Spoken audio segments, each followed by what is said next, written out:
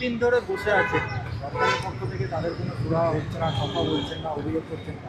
এবং ৭৩ দিন ধরে এইখানে এই একটা ধর্ণা মঞ্চে আদালতের নির্দেশে বসে আছেন, কিন্তু বসে থাকাটা ৭৩ দিনের নয়, বসে থাকাটা ১৫ বছরের। মমতা ব্যানার্জি সরকারে আসার আগে বলেছিলেন ১০,০০০ নতুন মাদ্রাসা তৈরি করব। সরকারে আসার পরে একটা নতুন মাদ্রাসা তৈরি করেননি।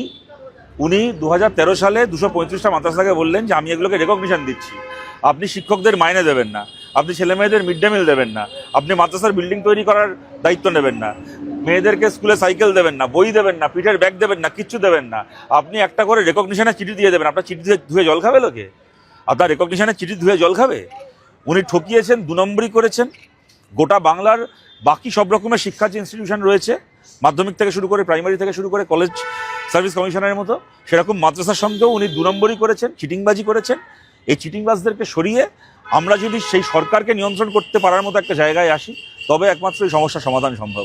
ইফতারে দেখা যাচ্ছে মুখ্যমন্ত্রী মমতা বন্দ্যোপাধ্যায়কে ৭৩ দিন ধরে একবারও আসার সুযোগ পেলেন না। এখানে এলেন না কেন? এখানে যারা রোজা রাখছেন তারাও তো ইফতার করছেন, একবার আসুন না। যে ইফতারে আপনার চারপাশে আপনার কাছ থেকে হাত পেতে পয়সা খাওয়া কতগুলো ইমাম দাঁড়িয়ে থাকবে, আর আপনার ওই ওয়াকফের সম্পত্তি চুরি করা ববি হাকিমা সিদ্দিকুল্লাহর মতো চোরগুলো আপনার ডান পাশে বাঁ পাশে দাঁড়িয়ে থাকবে, ওইখানে দাঁড়িয়ে ইফতার করছেন। সারাদিন ধরে গন্ডে পিণ্ডে গিলে তারপর বিকেলবেলা গিয়ে ইফতার করছেন।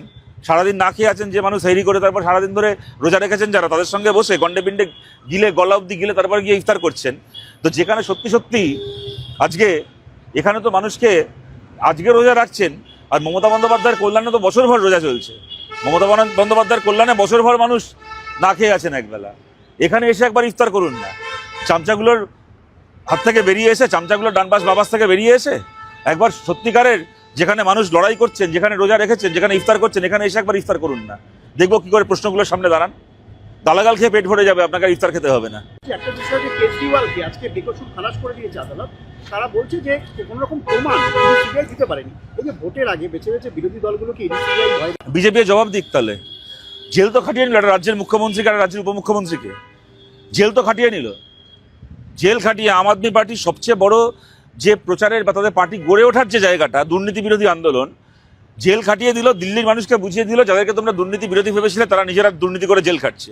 খেটে বিজেপি দিল্লি দখল করলো। এখন প্রমাণিত হলো যে এই অভিযোগটা মিথ্যে ছিল। কেজরিওয়ালকে, মনীষ সিসোদিয়াকে জেল খাটানোটা রাজনৈতিক চক্রান্ত ছিল। ওরা তাহলে জবাব দিক। অন্যান্য রাজ্যের ক্ষেত্রে বলে পুলিশ প্রমাণ লোপাট করে দিয়েছে, এখানে তো পুলিশ তো ওদের। দিল্লির তো পুলিশ কেজরিওয়ালের হাতে নয়, এখানে তাহলে কে প্রমাণ লোপাট করেছিল? তাহলে আপনারা বলুন, সেক্ষেত্রে কেজরিওয়ালকে, মনীষ সিসোদিয়াকে অকারণে জেল খাটানোর জন্য সিবিআইয়ের যে অফিসাররা দায়ী, আর এই সিবিআইয়ের এই যে অফিসাররা যদি কোনো বিজেপির নেতার কথায় কাজ করে থাকে, তাহলে তাদের বিরুদ্ধে কেন আদালত ব্যবস্থা নেবে না? আজকে আমাদের দেশের জিএন সাইবাবা একজন সমাজকর্মী, তাকে 10 বছর ধরে জেল খাটলো। একজন মানুষ, তার শরীরের 90% ক্রিপল, প্রতিবন্ধী তিনি। তাকে 10 বছর প্রথমে জেলটা খাটিয়ে নিল, তারপরে আদালত বলে দিল যে এর কোনো অপরাধ নেই, তাকে ছেড়ে দিল। জিএন সাইবাবা জেল থেকে বেরোনোর কয়েক দিনের মধ্যে তার মৃত্যু হলো। কে দায় নেবে এই মৃত্যু? আজ উমর খালিদ জেল খাটছে। উমর খালিদ যদি ভারত বিরোধী কাজ করে থাকে, আপনি তার তদন্ত করে বিচার করে সে যদি অপরাধী হয় ফাঁসিতে দিন, ওকে শুলে চড়িয়ে দিন উমর খালিদকে, কেউ কিছু বলতে যাবে না। কিন্তু যদি উমর খালিদের যদি কোনো অপরাধ আপনি প্রমাণ করতে না পারেন, তাহলে আজকে 6 বছর ধরে 7 বছর ধরে একটা ছেলেকে জেলে পচিয়ে রেখেছেন কেন? উমর খালিদের যে সহকর্মীদেরকে আজকে প্রমাণ নেই বলে আজ থেকে কয়েক মাস আগে বেল দেওয়া হলো, বেলটা দেওয়া লাগে তো তাদেরকে 6 বছর জেল খাটানো হয়ে গেছে। মানে কতগুলো কলেজ, ইউনিভার্সিটি, দিল্লি বিশ্ববিদ্যালয়, জওহরলাল নেহরু বিশ্ববিদ্যালয়ের মতো বিশ্ববিদ্যালয়ের কতগুলো স্টুডেন্টকে প্রথমে সরকার রাষ্ট্রদ্রোহী, দেশদ্রোহী বলে 5 বছর 6 বছর জেলটা কাটিয়ে নেবে, জেলের ভাত খাইয়ে দেবে। তাদের জীবনের শ্রেষ্ঠ দিনগুলো জেলখানায় কাটবে, তারা জেলের ভাত খেয়ে। তাদের পরিবার ধ্বংস হবে, তাদের কেরিয়ারের 12টা বাজবে, তাদের জীবনের সর্বনাশ করে দেবে। তারপরে বলবে যে পর্যাপ্ত প্রমাণ নেই, জেল থেকে যাবে, তোরা বাড়ি যাও। এই জিনিস মোদী অমিত শাহর আমলে আমরা কি ভারতে বাস করছি নাকি আমরা হিটলারের জার্মানিতে বাস করছি? এই জিনিস কদিন চলবে? এই জিনিস আমরা কদিন বরদাস্ত করবো? আজ থেকেই রাজ্যে 240 কোম্পানি কেন্দ্রীয় বাহিনী, এবং যেটা শোনা যাচ্ছে সব থেকে বেশি কেন্দ্রীয় বাহিনী এবারে ভোটে ব্যবহার করে। দেখুন, কেন্দ্রীয় বাহিনী বলুন, ইডি বলুন, সিবিআই বলুন, যত এরকম সেন্ট্রাল বাহিনী রয়েছে, যে মুহূর্তে এরা বিহার উড়িষ্যার বর্ডার পার করে পশ্চিমবাংলায় ঢোকে, সমস্ত মোদির বাহিনী তখন দিদির বাহিনী হয়ে যায়। কেন্দ্রীয় বাহিনীকে আমাদের আগেও দেখা আছে, অনেক বড় বড় কথা শুনি এদেরকে নিয়ে। শুভেন্দু অধিকারীর অনেক আস্ফালন শুনেছিলাম আমরা পঞ্চায়েত ভোটের আগে। তারপরে আমরা দেখি ইডি সিবিআইয়ের মতো কেন্দ্রীয় বাহিনী যদি পশ্চিমবাংলায় ঢোকে, তখন আর মোদির কথায় চলে না, মমতা ব্যানার্জির কথায় চলে। ভারতের সংবিধান মেনেও চলে না, সবচেয়ে বড় কথা। ওই ইডি বলুন, সিবিআই বলুন, কি ভোটের সময় কেন্দ্রীয় বাহিনী, তারা যদি খালি সরকারি দায়িত্বটা পালন করতো, তাহলেই আজকে পশ্চিমবাংলার এই চেহারা হতো না।